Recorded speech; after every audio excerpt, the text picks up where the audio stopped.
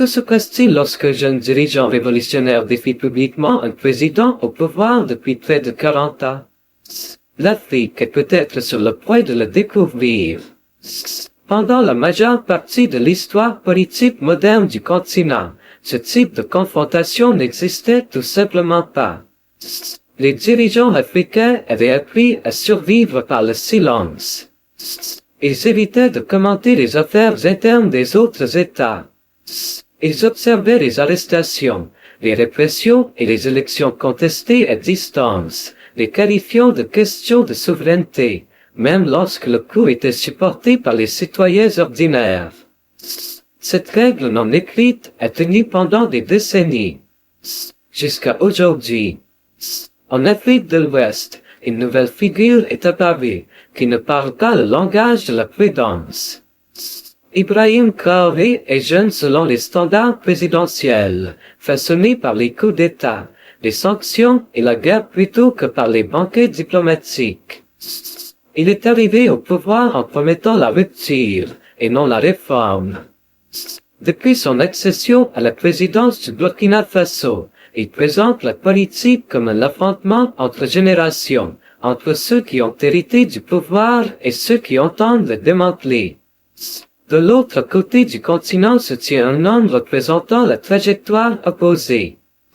Yoweri Museveni dirige l'Ouganda depuis les années 1980. Son gouvernement a survécu aux insurrections, aux élections, aux critiques internationales et au temps lui-même. La stabilité a été son argument. La longévité, sa preuve. Pendant des années, les dirigeants régionaux ont traité son pouvoir comme une réalité immuable, quelque chose à gérer plutôt qu'à remettre en cause. Puis entre ces deux figures se trouve un symbole bien plus large qu'un seul pays. Bobi Wine a commencé comme musicien, parlant de la vie dans les quartiers les plus pauvres de Kampala. Il a ensuite transformé cette voix en opposition politique, mobilisant un soutien massif parmi les jeunes Ougandais qui se sentaient exclus de leur propre avenir. Ces arrestations, restrictions et confrontations avec l'État ont fait de lui une référence de la dissidence bien au-delà des frontières de l'Ouganda. Habituellement, ces histoires évoluent en parallèle. Une manifestation ici. Une détention là-bas. Des déclarations internationales suivent, soigneusement formulées, puis rapidement oubliées. Ce qui rend ce moment différent n'est pas seulement ce qui a été dit, mais qui l'a dit et de quelle manière publique cela a été formulé. Un dirigeant d'Afrique de l'Ouest a choisi de s'adresser directement aux événements d'Afrique de l'Est, sans médiation, sans amortissement diplomatique. Ce n'était ni un appel discret ni un message à huis clos.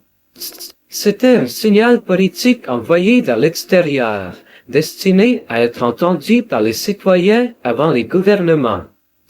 En agissant ainsi, il a remis en cause une vieille hypothèse, celle selon laquelle l'élite de pouvoir africaine doit rester confinée à l'intérieur des frontières, invisible pour les voisins, à l'abri de toute pression continentale. L'acte ne porte pas encore sur les conséquences. Il porte sur la rupture elle-même. Un moment où le silence cesse d'être la réponse par défaut. Un moment où une ligne générationnelle est tracée publiquement.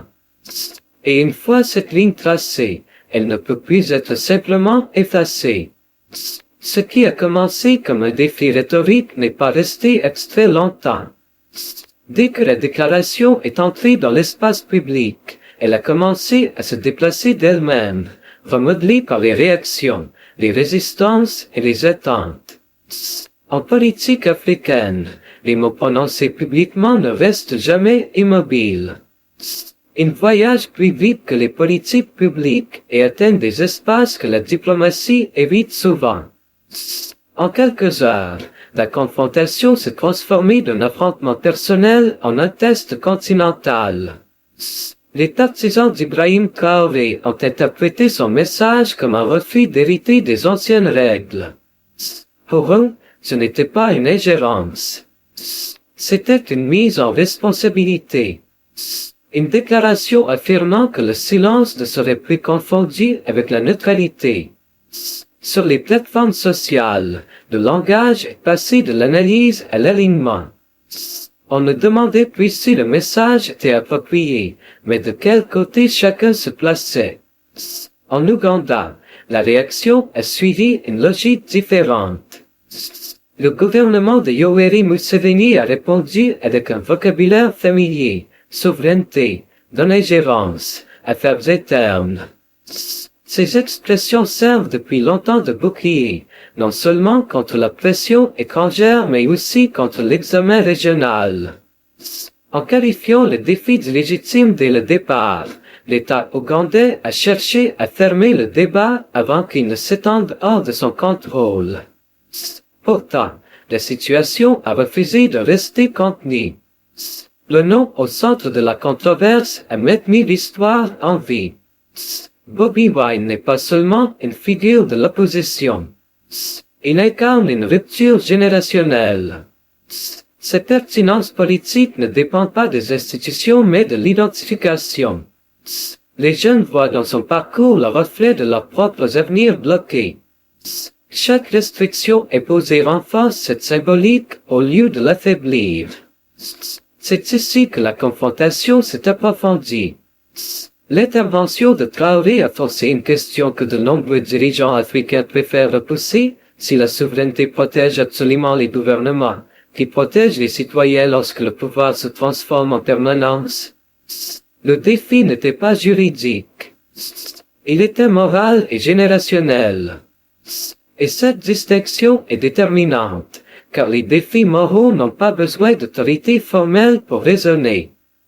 Les observateurs régionaux ont commencé à lire ce moment moins comme un différend bilatéral que comme un signal d'alignement.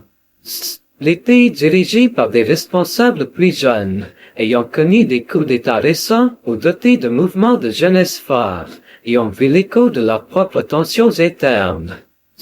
Les régimes plus anciens y ont perçu un risque. Une fois qu'un dirigeant commande publiquement le traitement de l'opposition par un autre, le précédent se diffuse. Ce qui était exceptionnel devient contagieux. Les acteurs internationaux ont observé avec attention mais prudence. Les gouvernements occidentaux ont publié des déclarations routinières appelant au dialogue et à la tenue, sans soutenir clairement l'un ou l'autre camp. Leur hésitation a révélé une contradiction familière. Ils parlent de valeurs démocratiques tout en maintenant des partenariats fondés sur la stabilité. Cette confrontation a exposé cet écart. Soutenir le défi reviendrait à légitimer un gouvernement issu d'un coup d'État. L'ignorer confirmerait les accusations de préoccupation sélective. Cependant, la pression ne dépendait pas des capitales étrangères. Elle s'est développée latéralement, parmi des publics africains qui voient rarement leur frustration reflétée au niveau du pouvoir. Pour eux, il ne s'agissait pas seulement du Burkina Faso ou de l'Ouganda. Il s'agissait de savoir si les dirigeants pouvaient encore gouverner indéfiniment sans être remis en question par leurs pairs. L'acte 2 est celui où l'élan remplace l'intention. La déclaration initiale n'appartient plus à son auteur. Elle est absorbée dans un conflit plus large entre générations, entre permanence et possibilité. À ce stade, le retrait devient coûteux. Le silence devient un signal de faiblesse. L'escalade comporte le risque de fragmentation. La confrontation a atteint le point où l'inaction elle-même devient une décision. Ce qui se passera ensuite ne résoudra pas la tension profonde. Cela révélera simplement de quel côté de l'histoire chaque acteur choisit de se placer. Lorsque l'échéance approche, la confrontation dépasse les individus qui l'ont déclenchée. La question n'est plus de savoir si une demande sera obéie ou ignorée. Le véritable enjeu est le type de culture politique qui émergera après le passage de ce moment. En Afrique, ces moments ne se terminent pas proprement. Ils s'installent dans la mémoire collective et façonnent la manière dont les conflits futurs seront interprétés. Si Yoweri Museveni concède, même partiellement, cela sera présenté comme du pragmatisme. Ses partisans parleront de retenue stratégique. Ses critiques y verront la preuve que la pression fonctionne. Dans tous les cas, une ligne aura été franchie. Ce sera la première fois depuis des décennies qu'un examen public régional soutenu produira un mouvement autour d'une figure d'opposition dont la légitimité repose sur l'adhésion populaire plutôt que sur la négociation élitiste. S'il refuse, le refus lui-même devient le résultat. Non parce qu'il met fin à la question, mais parce qu'il clarifie les positions. Dans ce scénario, Bobi Wine reste contraint, mais sa symbolique se durcit. La lutte se déplace du terrain juridique vers un récit générationnel. La détention devient une preuve. La restriction devient une confirmation. L'État conserve le contrôle, mais perd la capacité de clore le récit. Pour Ibrahim Traoré, l'enjeu est différent. Il a déjà accepté le coût de la parole publique. Que la demande réussisse ou échoue, il a modifié les attentes. Les dirigeants de sa génération seront désormais jugés non seulement sur ce qu'ils font chez eux, mais sur ce qu'ils osent dire au-delà de leurs frontières. Le silence ne sera plus interprété comme de la neutralité, mais comme un alignement avec la permanence. C'est là le basculement profond. La politique africaine a longtemps fonctionné sur l'idée que le temps favorise les dirigeants en place. Rester suffisamment longtemps, contrôler suffisamment d'institutions, et la pression finit par s'estomper. Cette confrontation introduit l'incertitude. Elle suggère que la légitimité ne vieillit plus dans une seule direction. Que des populations jeunes, connectées, visibles et persistantes peuvent exercer une pression horizontale plutôt que verticale. Il existe des risques dans cette transition. Les défis publics peuvent s'intensifier plus vite que les institutions ne peuvent les gérer. Les blocs régionaux peuvent se fragmenter selon des lignes générationnelles. Les arguments moraux peuvent se rigidifier jusqu'à l'absolutisme. Ces dangers ne sont pas théoriques. L'histoire africaine regorge d'exemples où la rupture a dépassé la stabilité. Mais il existe aussi un risque à refuser le changement. Un continent dont l'âge médian est inférieur à 20 ans ne peut être gouverné indéfiniment par des règles conçues pour une élite post-indépendance désormais proche de la retraite politique. Lorsque la représentation stagne, la confrontation devient inévitable. La seule question est de savoir si elle restera rhétorique ou deviendra physique.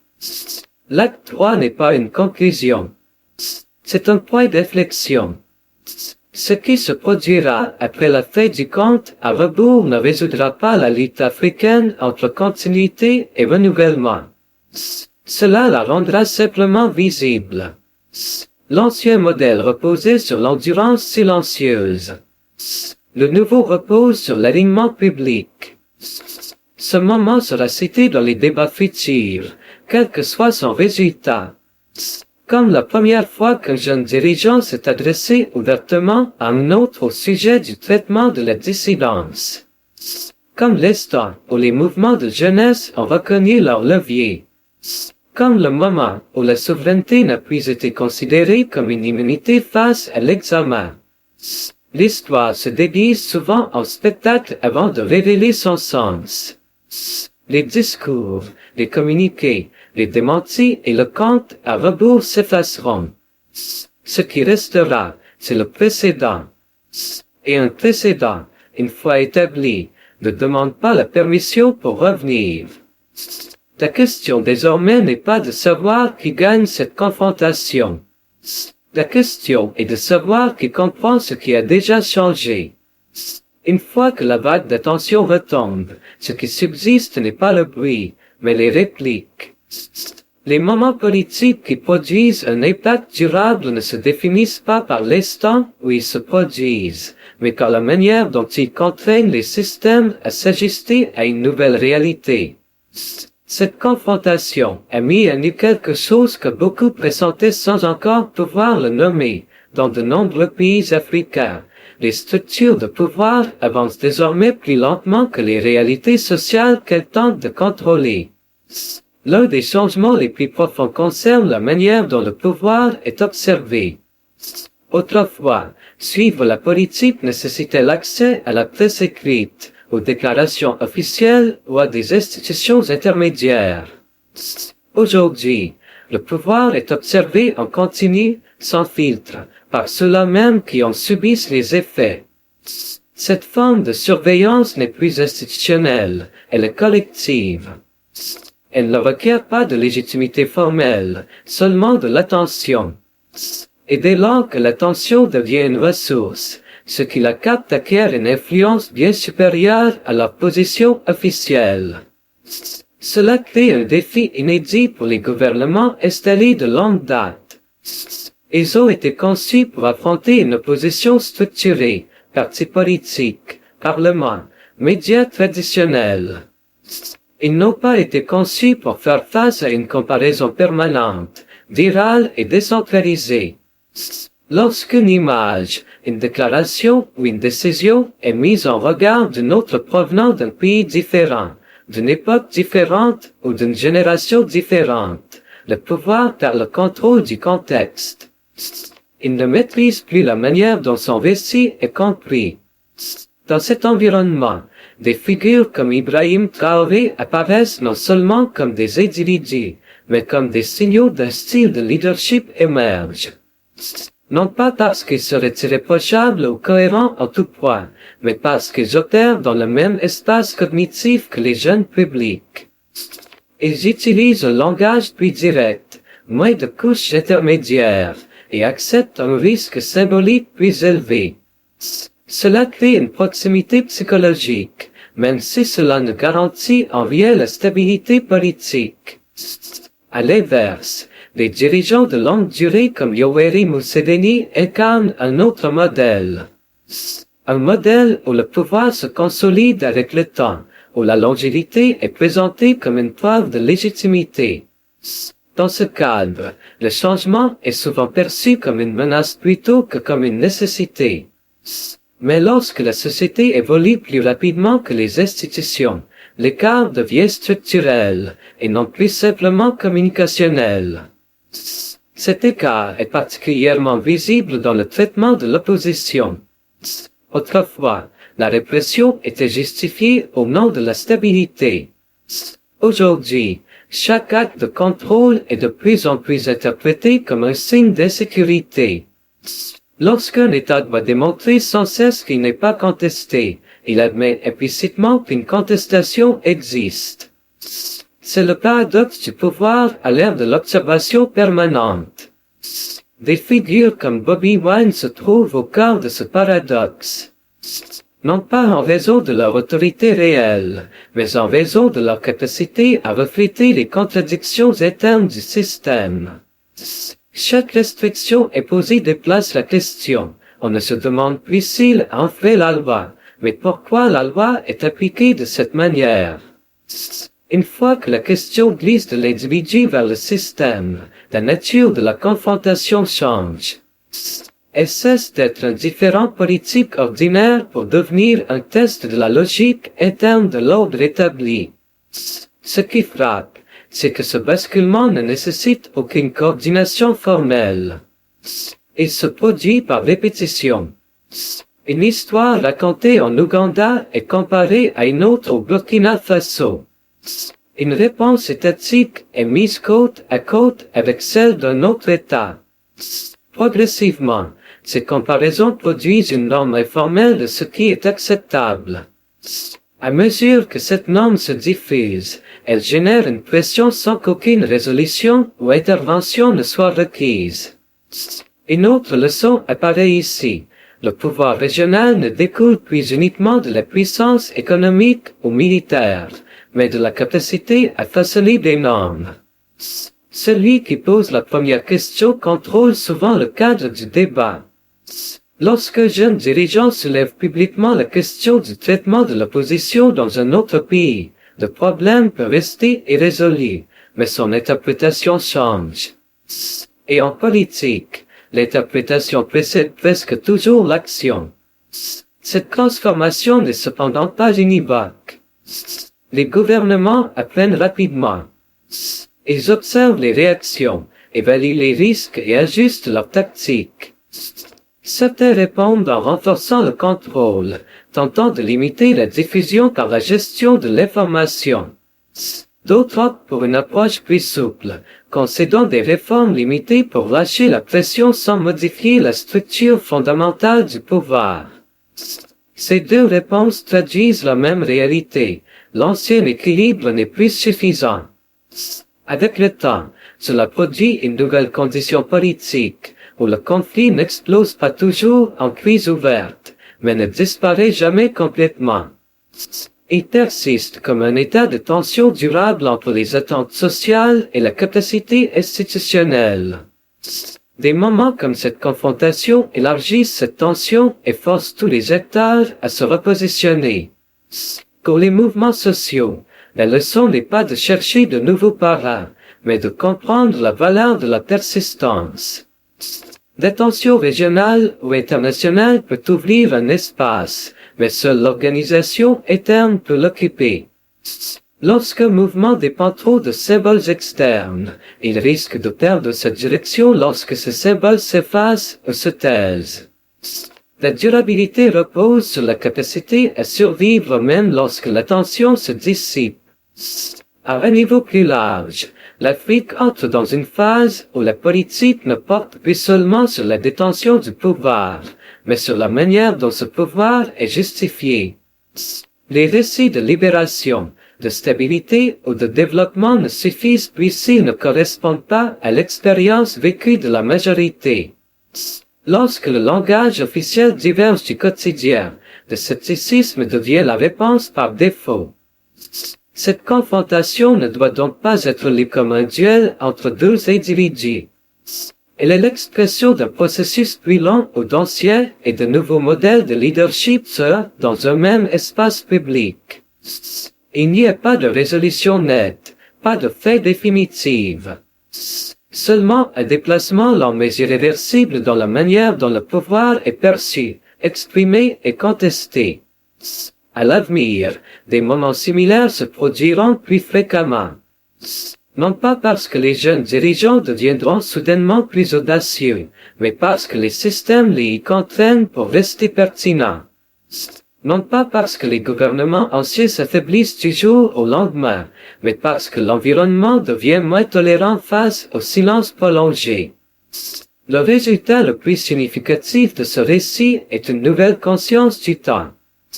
La politique ne se déploie plus uniquement selon les cycles familiers des élections et des crises.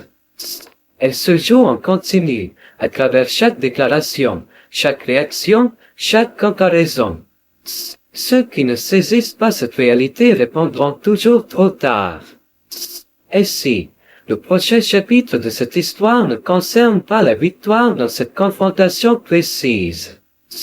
Il concerne la manière dont les sociétés africaines choisiront d'utiliser le précédent qu'elle a créé, comme une exception curieuse, ou comme la première étape vers une nouvelle norme. Cette décision n'appartient à aucun dirigeant en particulier, mais à des millions de personnes qui observent, comparent et se souviennent. Lorsque l'histoire regarde en arrière, elle ne se rappelle pas chaque mot prononcé. Elle se souvient des moments où ce qui ne pouvait pas être dit a finalement été dit. Et à partir de cet instant, l'ancien ordre est contraint de se justifier, plutôt que d'être accepté comme allant de soi. Ce qui suit un moment où l'indicible est exprimé n'est que rarement la clarté. C'est l'incertitude. Et l'incertitude, dans des systèmes politiques habitués au contrôle, est déstabilisante non parce qu'elle produit immédiatement le chaos, mais parce qu'elle modifie les calculs. Lorsque les acteurs ne peuvent plus prévoir comment le silence sera interprété, ou comment la tenue sera perçue, chaque décision prend un poids différent. C'est désormais l'environnement dans lequel évolue la politique africaine après cette confrontation. La première conséquence structurelle est l'érosion du monopole de l'information. Les États s'appuyaient autrefois sur la rareté pour gérer la perception. Les nouvelles circulaient lentement. Les récits officiels avaient le temps de s'imposer. Les contradictions pouvaient être lissées avant d'atteindre un public critique. Cette architecture n'existe plus. L'information circule aujourd'hui plus vite que sa correction, et la comparaison précède l'explication. Cela force les gouvernements à adopter une posture réactive, privilégiant le colmatage à court terme plutôt que la cohérence à long terme. Chaque réponse devient un pansement plutôt qu'un projet. Dans ce contexte, la légitimité devient fragile non parce qu'elle disparaît, mais parce qu'elle doit être constamment renouvelée. L'idée que l'autorité puisse reposer uniquement sur des accomplissements passés s'affaiblit lorsque les générations ne partagent plus les mêmes repères. Les luttes pour l'indépendance, les guerres passées ou les premiers gains de développement ne résonnent plus de la même manière auprès de populations dont les préoccupations centrales sont l'emploi, la mobilité et la dignité. Lorsque la légitimité devient une conversation plutôt qu'une conclusion, les dirigeants doivent soit s'y engager, soit s'en retirer.